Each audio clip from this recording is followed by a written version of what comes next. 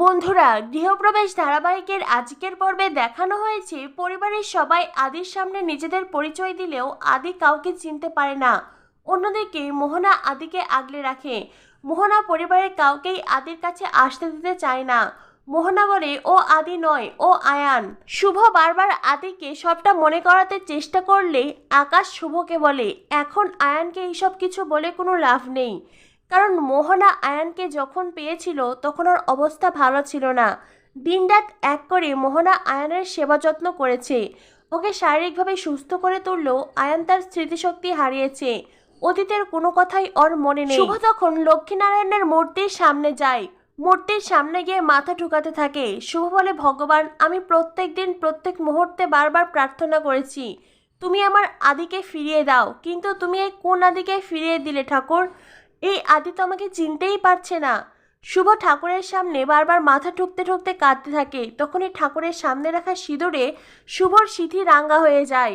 শুভ ঠাকুরের ইঙ্গিত পায়। শুভ ঠাকুরকে বলে ভগবান, আমি বুঝতে পেরেছি, তার মানে তুমিও চাইছো সারা জীবন আমার সিঁথিতে আদির দেয়া সিঁদুরই থাকুক। এরপরে শুভ ছুটে এসে পরিবারের সবাইকে সেই সিঁথির সিঁদুর দেখায়।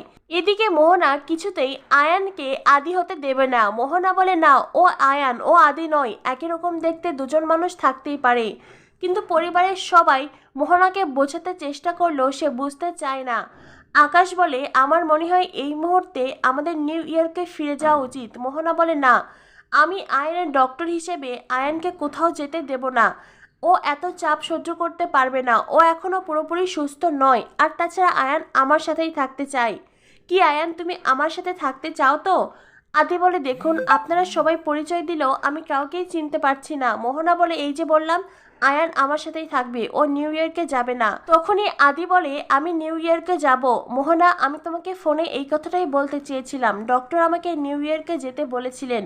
আর যদি এই ঘটনাগুলো নাও ঘটতো তবু আমি কাল নিউ ইয়র্কে ফিরে যেতাম। তুমি চাইলে তুমিও আমার সাথে যেতে পারো। এ কথা বলে আদি তার পরিবারের সামনে দাঁড়ায়। পরিবারের সবাই আদিকে জড়িয়ে ধরে। এরপর দেখানো হয় পরিবারের সবাই মিলে আদিকে নিয়ে আবারও নিউ ইয়র্কে আসে। আদির মা নিউ ইয়র্কের বাড়িতে এসে শুভ আর আদিকে বরণ করতে যান। আগেরবার সুযোগ থাকা সত্ত্বেও আদির মা আদি আর শুভকে বরণ করে তোলেননি। আর এইবার তার সব অহংকার ভেঙে চূর্ণ বিচূর্ণ হয়ে গেছে। আর সেই জন্যই তিনি শুভ আর আদিকে বরণ করে ঘরে তুলবেন।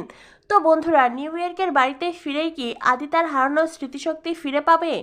কি হতে চলেছে গৃহপ্রবেশ ধারাবাহিকে? পরবর্তী আপডেট পেতে আমাদের সাথেই থেকো। ধন্যবাদ সবাইকে।